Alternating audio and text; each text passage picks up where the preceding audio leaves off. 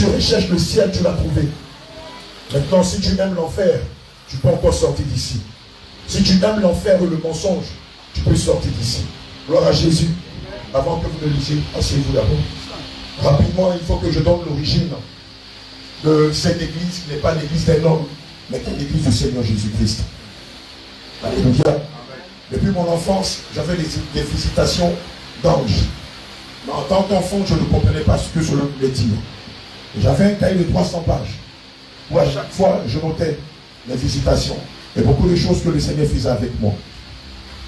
Après l'adolescence, je suis tombé dans le monde et j'ai commencé à faire comme beaucoup de jeunes de ma génération.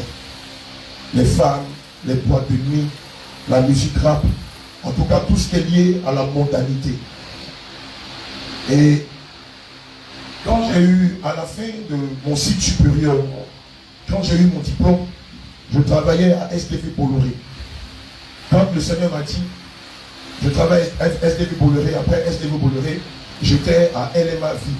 LMA IV, c'est une grosse société d'assurance qui est au plateau. Et le Seigneur m'a dit, non, c'est pas ça que je t'ai appelé. Tu vas faire la rue. La voix était persistante.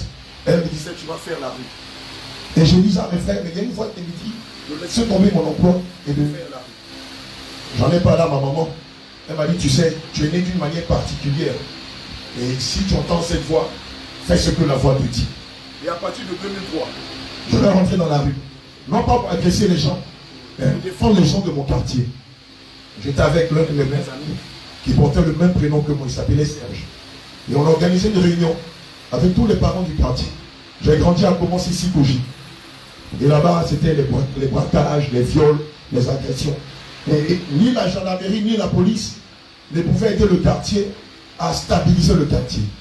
Et donc, le Seigneur me dit, tu vas faire la rue et tu vas défendre toutes les personnes qui vivent dans ton quartier. Et c'est comme ça qu'on invite les parents.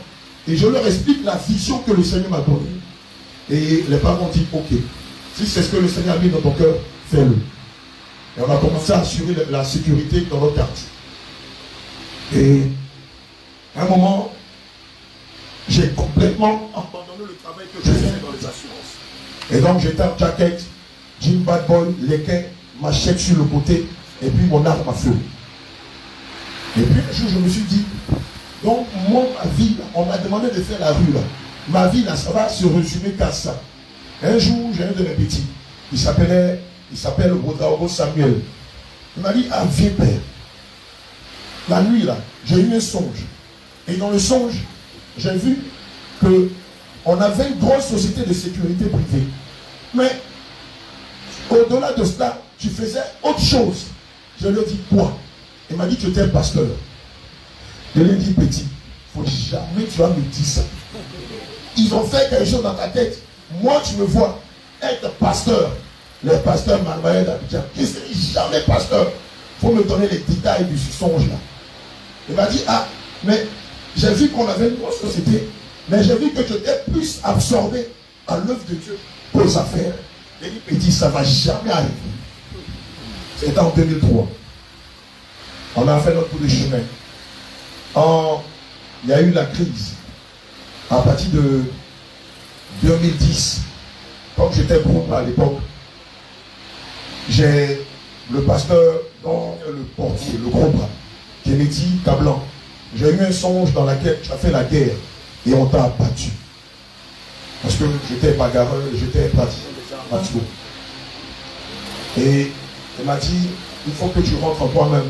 Sinon, tu risques de te faire tuer pendant la guerre. Et donc j'ai pris 3 jours de jeûne pour éviter de mourir. Et le Seigneur va m'expliquer ce que je devais faire.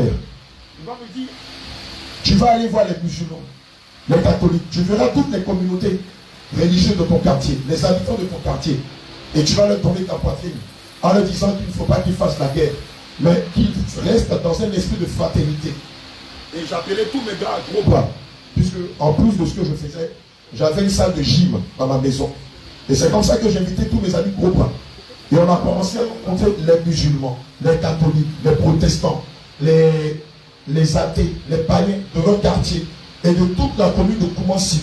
On a commencé à aller de communauté en communauté pour leur parler de paix et de ne pas se mettre dans cette histoire de guerre. Et ça continue jusqu'à Port-Bruit. à Makori, à Treichville et dans toutes les communes d'Abidjan. Et partout où on allait, quand on rencontrait des musulmans, les jeunes musulmans me disaient, vieux père, on ne sait jamais. Le jour où cette affaire-là se casse, nous on va te protéger. On ne sait jamais. Si nous on prend le pouvoir, toi, il faut dormir tranquille. Et le 11 avril 2011, où le président Laurent Gbagbo a été arrêté, mes petits musulmans m'appellent, me disent, vieux père, c'est Gatin, ils ont arrêté le père. En tout cas, dites aux gens de la Sikoji là, de sortir de là-bas. Parce que depuis hier, il y a eu une réunion au Golfe. On nous a demandé d'exterminer tous les jeunes de 0 à 90 ans. On commence ici, Kochi. Mais on nous a donné ton nom. Ton nom et le nom de Tito. Pour ceux qui ont fait la roue, Tito, c'était un aîné, mais qui était très connu dans le milieu du banditisme. Et ils nous ont dit, vous donc, on ne doit pas vous toucher. Et c'est comme ça que, vers 11 h, ils sont rentrés à Sissi-Kochi. Et ils ont commencé à battre les jeunes de la cible. Ça a commencé à partir du Djakouna, au niveau du château, jusqu'au niveau du V5, pour ceux qui connaissent un peu Koumassi. Après, ils sont allés à la Chirurgifia, Sikochi, Zoro 5 et tout ça. Et quand ils sont arrivés vers nous, ils m'ont appelé, ils m'ont dit, il faut sortir. On nous a dit quoi? Et ta famille de ne pas vous toucher. Ma petite soeur était pro FPI. Et elle avait plusieurs t-shirts de Gbagbo. Quand ils m'ont appelé, je leur ai dit, ma soeur, ils arrivent ici. Les FRC, là, ils arrivent ici. Les dépôts de Gbagbo, là, je t'ai dit, moi, j'aime pas la politique. Arrange-toi. Ne fais de ça, c'est quand tu fais. Elle dit, non, je suis morte. Elle dit, bon, calme-toi, ils vont faire. On a, le milieu de notre cours, on a mis les t-shirts. Et ils sont venus chez nous, on est sortis.